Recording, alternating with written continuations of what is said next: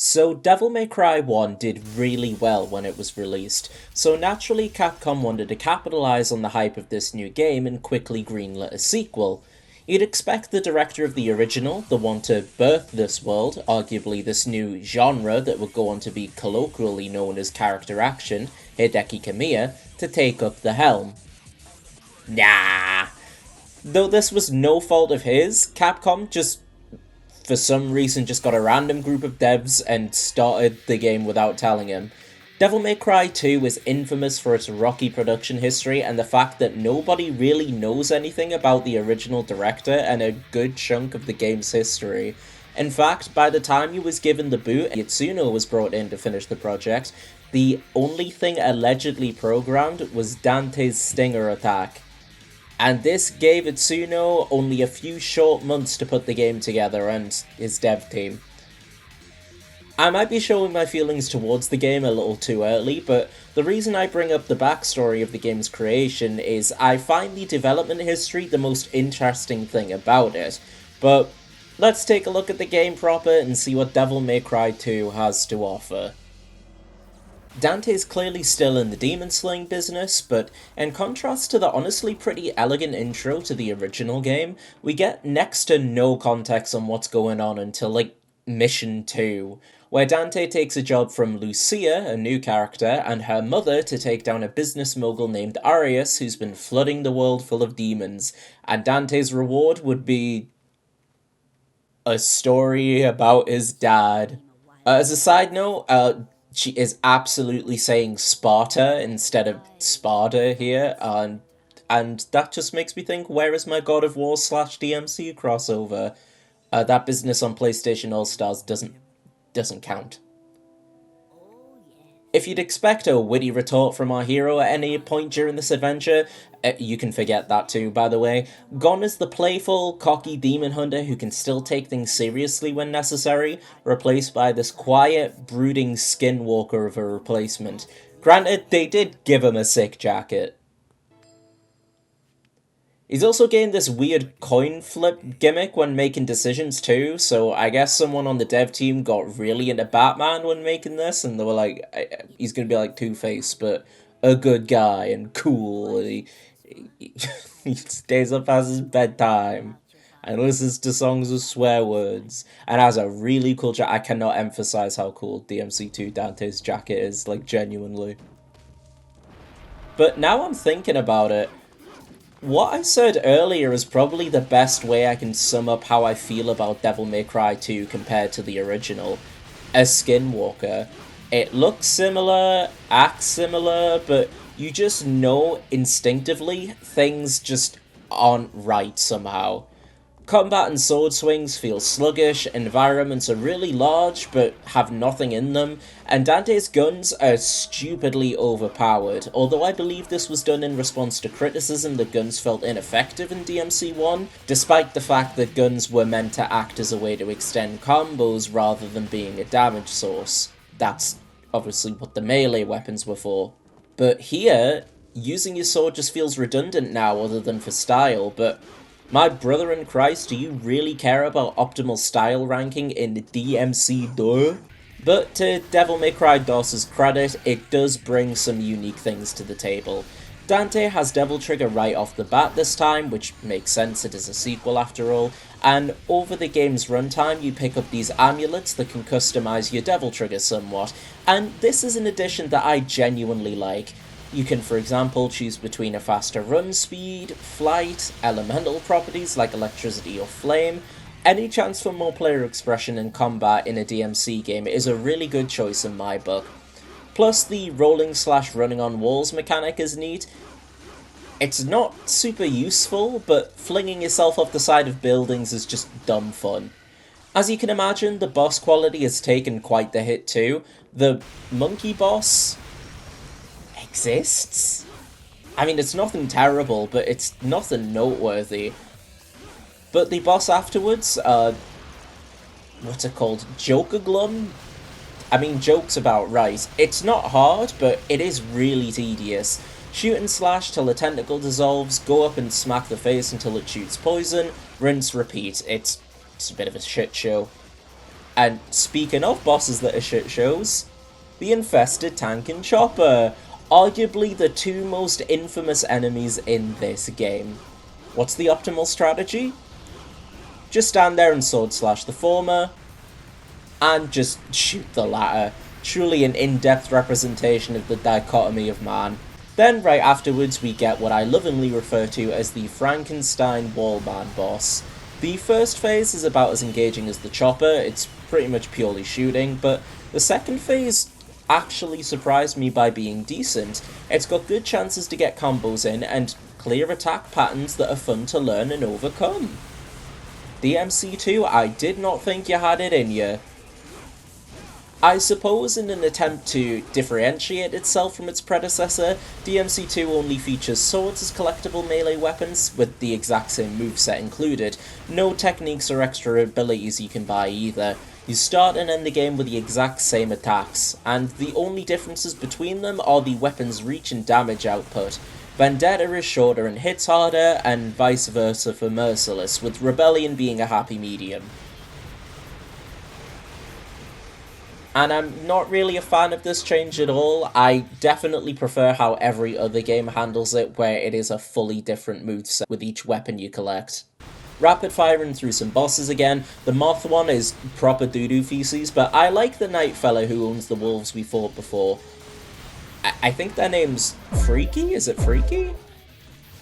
And the ball and chain boss fight right afterwards was okay too.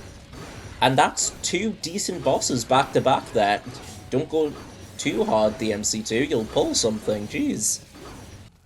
After that aforementioned boss, we see Lucia. It's been a minute actually since we've seen her in the story, and she's clearly been going through some shit.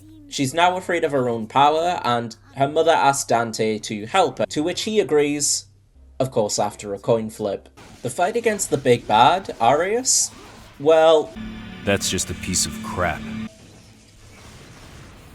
I mean, it makes sense since he is quite literally just a guy, but it doesn't stop it from being, well, stinky.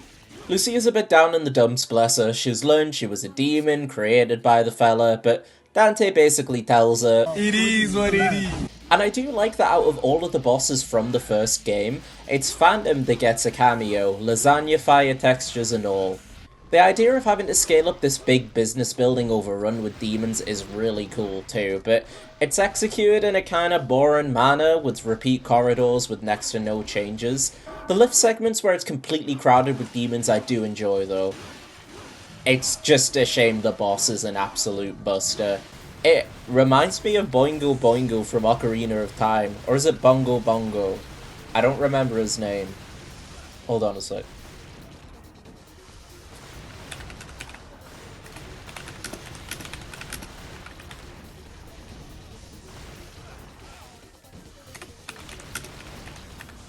It's Bongo Bongo. I was getting him and Oingo Boingo from JoJo Part 3 mixed up.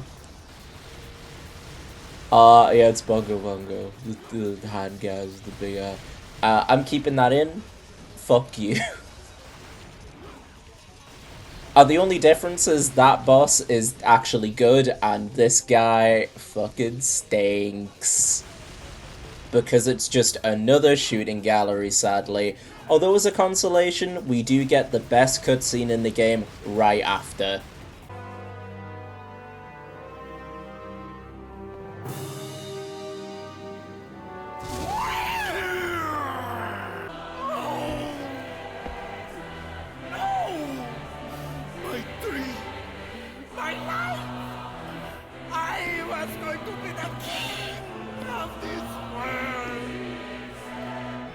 King? Yeah. Here's your crown. I just, you know, why does Arius sound so different from the tiny bits we hear from him prior? But I have a theory. A game theory, if you will. I have no evidence for it. It could just be me imagining it, but here it is. I think something happened with the voice actor, and they didn't get all the lines up to this point recorded. So they had the old takes, where he's just talking like serious businessman, whatever, and they got a new guy to fill in for the last portion of the game, which is why he sounds so different and so silly. Regardless of what's happened, I'm glad we've got these Arius lines since they're the only thing that makes him even remotely memorable. And, cool fact, my friend group quotes them from time to time, so I personally wouldn't change them for the world. They really grew on me. They really made an impact on me. Lucia's still going through her existential crisis, but Dante cures it via a vastly less powerful version of his Devils Never Cry speech he did with Trish, and decides on going to the demon world instead of Lucia on, you guessed it, a coin flip. The final boss, Argosax the Chaos, is a mixed bag. The first phase is interesting in theory, with the blob of all the prior bosses and I think Griffin as well from DMC1 mixed together, but shit in execution, boiling down to yet another dodge projectile shoot gun affair. And there's also a good couple of them where you can stand at like a certain point in the corner and they can't hit you, or like their enemy AI won't trigger, so you can just shoot them for free. Which, yeah, why the fuck wouldn't you do that? The second phase, though, I actually like quite a lot, feeling much more akin to something like Nello Angelo with a good mix of melee and projectile moves with small chances to retaliate. It's the best boss in the game by a mile, but that isn't exactly a tough contest. Beating the game unlocks a mission mode for free play and a more casual outfit for Dante, which is specifically Diesel because Devil May Cry 2 and Diesel had like a collab for some fucking reason, but there you go. But we're not done with Devil May Cry 2, as Lucia gets her own campaign. Hooray! Lucia plays extremely similarly to Dante, except their attacks feel faster with the trade-off of seeming to be slightly weaker. But I'm unsure if there's any actual difference, or if it's like a placebo thanks to the animations. I'd need to like actually go in and look at the damage values to see if there is any real difference. But if you think I'm gonna go that in depth for Devil May Cry Zai, you're fucking joking. Ranged attacks are still optimal, except Lucia uses throwing knives instead of guns. Powerful, but not as effective as she obviously needs a couple seconds to throw them. A Devil Trigger has to be the most unique in the series, having a much more angelic visual quality, and I'm a big fan of it. It really sets her apart to the rest of the playable characters. The whole Lucia as a demon created by Arius thing is just kind of dropped into the story pretty non-ceremoniously, and the player is immediately dropped into an underwater level exclusive to Lucia right after. Just what Devil May Cry 2 needed. If you thought melee attacks were underwhelming before, Sword Slashers underwater are so sluggish that there's literally no point in using them. Complete with a shite boss against a fish with a stupid invisibility gimmick that just prevents lock-on, it's more effective to let it come to you and eat hits from it just so you can shoot it more reliably. But considering this section is like 5 minutes long, a doo-doo water section is probably the least of DMC2's issues, to be fair. They did at least give Lucia her own final boss in the form of this further corrupted Arius, and then a fucked up Arius Argosax fusion. The first phase is just okay, but the second is yet another projectile till you win affair. It's just a shame that the two completely unique bosses she gets are mediocre with a poor second phase and shite, respectively.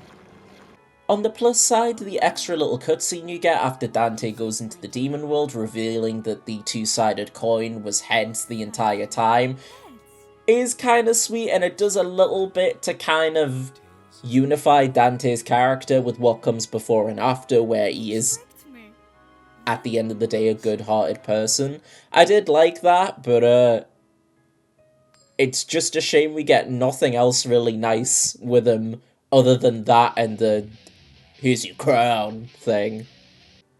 And the ending cutscene of Lucia waiting in Dante's office for him to return is quite cute. Beating both campaigns unlocks a hard mode and another casual outfit for Lucia, and normally I wouldn't give a shit about a hard mode for this game, but beating that once unlocks a new character. Now I felt pretty conflicted here, because on one hand, I really did not fancy playing DMC2 again, but on the other hand, it is a fully new character rather than just a costume like the Sparta outfit was in DMC1. Ah, the things I do for you guys, I swear. I better get a thank you and a heart emoji in the comments from this. And maybe a salute. If you made it this far, give me a thank you, a heart, and or a salute. You can do one of those three things, because I'm so magnanimous. So the reward for clearing hard mode is a playable Trish. She has no impact on the story, she's purely just here for fun, which is absolutely fine with me. And this may not be 100% accurate, but as far as I've been able to gather, Trish is essentially Dante's moveset ported almost directly from DMC1, and she is the most fun character to play as by a country mile. She feels much more responsive, and has much greater reach since she's equipped with Spada. Her guns are just as powerful as the rest of the cast, and by the rest of the cast I guess I mean Dante, but now her melee moves are actually useful given the damage and reach, and when throwing Spada by holding triangle, it automatically switches to the Ifrit moveset, which is awesome. The only difference being that she has lightning effects instead of fire, since she uses lightning powers in the first game. All thanks to the actually competent moveset, Trish takes DMC2 from a game that's just boring as sin to something you can get bursts of fun out of, but it can only salvage the game so much ultimately.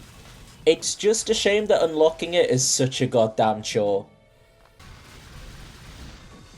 Is what I thought when I was writing notes and playing the game for footage, and only after when I actually started writing the script, I learned that you can do it via a cheat code. And after all the trouble I went through, god damn, that's what I get for being an idiot. Her devil trigger is just her putting on her sunglasses on, which is hilarious to me. And speaking of devil trigger, I completely forgot to mention, since I just didn't get anywhere near close to activating it in my normal run through, when characters get to a tiny amount of health, they can automatically go into something called Margin Devil Trigger, an even stronger form of the already powered up state, and you've got however long your DT gauge is just to raise hell. And it's another concept I think is really cool, but just isn't as fleshed out as it could have been. Though this is something the series will return to many, many years later. As well as Trish, you also unlock the Bloody Palace mode, which I completely forgot was introduced in this game, to be real. I thought it started in the third game, but I'm not gonna bullshit you. If I've already slogged through DMC Knee 2 more times than I wanted to, I'm not gonna force myself through a mode I don't really care about here. And it's not like DMC 4 or 5, where it's a bit more tailored, and it's only like 100 rooms. I think it has like 900 or 9,000 or something, or you just go till you die. And I'm not doing that. No thanks. I'm good. Devil May Cry 2 isn't a good game. The combat, the most important part of the series in my view, is painfully dull, but I just can't bring myself to hate it.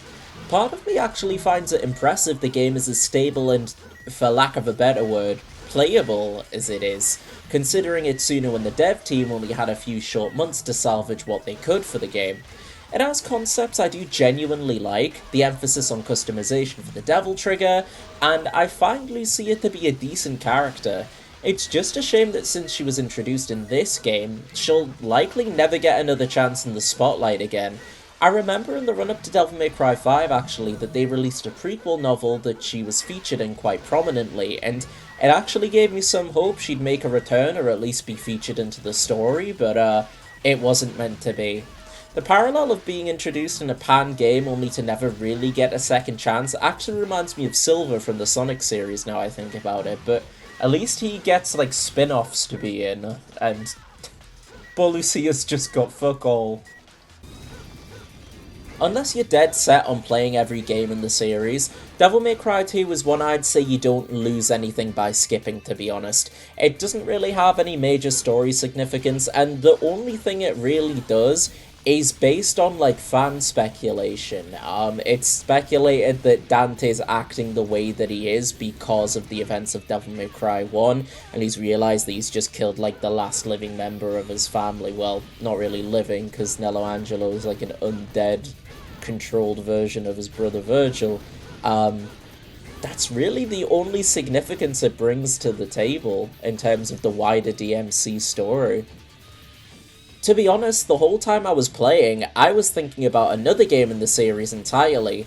Itsuno didn't want his legacy to just be Devil May Cry 2, and so he directed the next game in the series that my mind constantly drifted off to when getting footage for this video, the iconic Devil May Cry 3, and that's what I'll be looking at in another video. But I would thank you all for watching this one. If you liked it, then please leave a like and a hype if that's still on, and subscribe if you want to see the Devil May Cry 3 video coming out soon. The biggest takeaway of Devil May Cry 2, I just remembered, Dante is so cool. He's got such a cool jacket.